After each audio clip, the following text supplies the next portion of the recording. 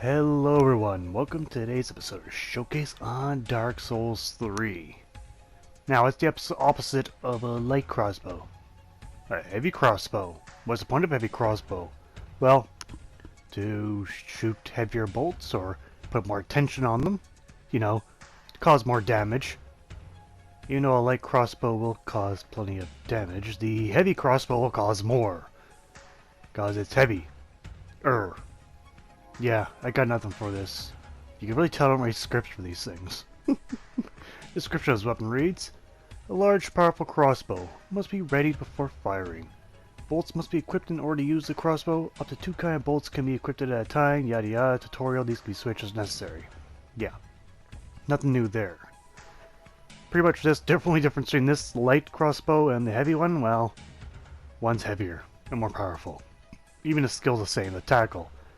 Which we know now does not cause any damage. It simply pushbacks enemies to great distance. Pushback small enemies. You should put in that little brackets there. Because, you know, it doesn't actually do shit against medium to big size enemies. Well, actually goes to their shields. But that's pretty much it. Anyway. Now visually, the heavy crossbow is pretty much identical to the European medieval crossbow. Used way back then. Now, historical use for crossbows, again, I already covered light crossbows, but a shortened version is they've been around for a very long time, created in the Ming Dynasty before the Common Era. Their crossbows were a little different, but still had the same general idea of a huge tension string on the various woods and, you know, metal planks for metal pieces. But yes, the idea is you put tension, you have a lever, release lever, the tension's released and plunges to whatever's in the shooting polished forward. And that object strikes someone. Whether it's blunt or sharp is up to you. I would recommend something sharp if you plan to harm someone. Something blunt if you plan to make someone angry. Very angry. But yes, this version, it's like the traditional pull lever one, but I don't see a pull lever anywhere on this, but oh well. Now for stats for the heavy crossbow, well, physically it's slightly stronger than a light crossbow. That's all be really said about that. Let's go on to range. Now the light crossbow had 42 for range. This is 50. So a little bit better.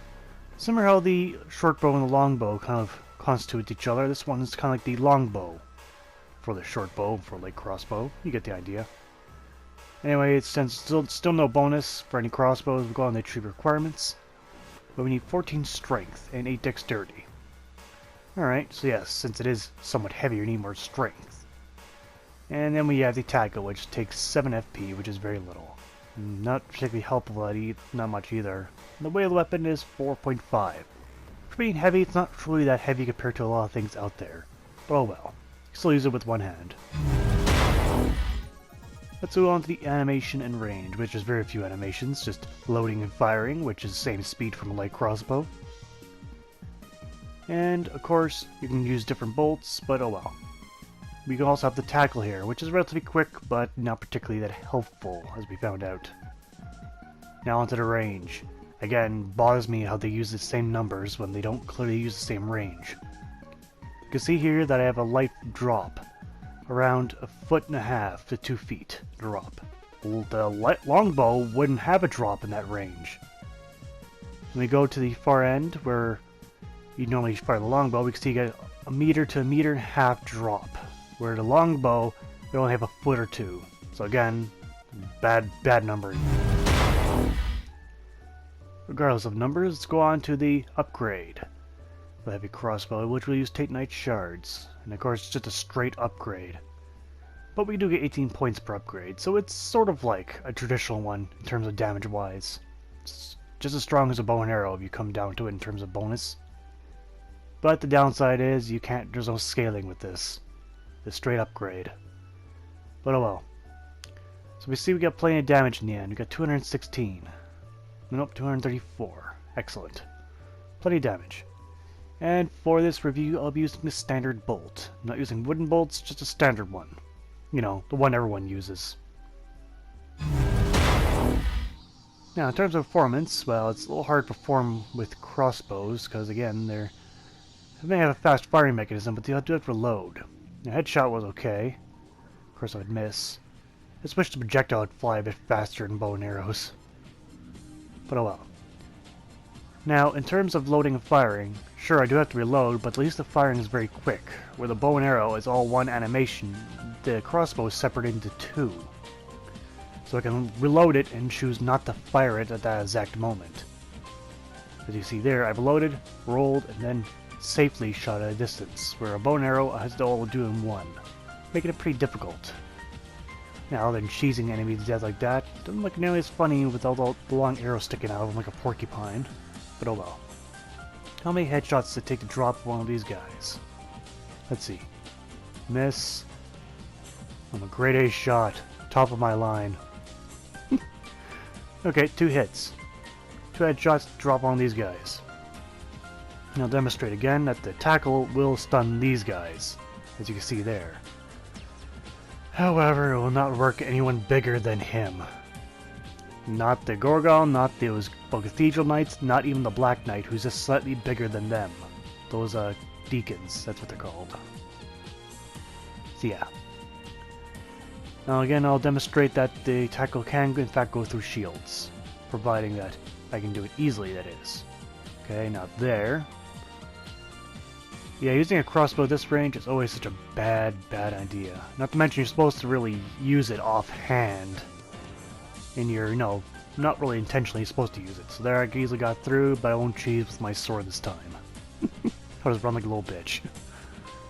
Now against the Gorgal, I will show the majority of the fight, but you can just tell it's just a bad idea. Really bad idea. Gorgal has a lot of armor, his shield's large, and he flies around a lot, which you can't seem to hit him a lot in midair. And you saw there I broke his shield with my tackle. So yes, even though he's giant, I can still go through that shield. Now against the Black Knight, which I'll show the entire fight, it's just... the Black Knight makes it difficult because he guards very frequently while approaching me.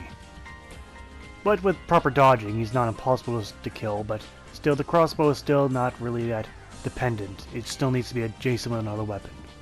There are distinctive crossbows that are not meant to be used offhand, but this is not one of them, unfortunately.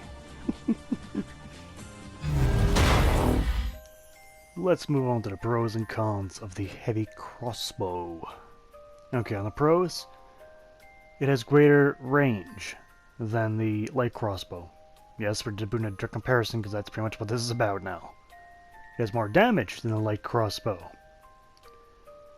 And so does the same fast firing mechanism. On the cons, it's still a bit slow. It's pretty much still a crossbow in all aspects. But that's the only real shortcoming of the Heavy Crossbow. That's about it. It's still just a crossbow. Anyway, let's move on to the score for the Heavy Crossbow. Damage, it was slightly stronger than the Light Crossbow. So, damage gets a 5 out of 10. For range, well, it gets a 7 out of 10, since it was much farther. Not super far, but much farther. But for speed, I only give it a 3 out of 10, same as the Light Crossbow, because it's not really any faster than the previous one. And for miscellaneous, I give it a 1 point more for being 5 out of 10, since it's slightly better. It's like, why would you lose the Light Crossbow if you have both? You wouldn't, you'd use the heavy one. But yes, so in total, the Heavy Crossbow gets 20 out of 40, which is good. Just meeting that requirement of good in all aspects, in terms of what you need of a crossbow. So there you have it. Getting better, but we need to get better than good. But yes, crossbows still at this point, from whatever reviewed, still need to be used in offhand. Nothing really dedicated to you can really lay down some damage. Or keep yourself safe while laying down damage. But oh well. Still handy tools. But anyway, that's been Showcase for today. I'd like to thank you all for watching. See you guys next time. Take care out there.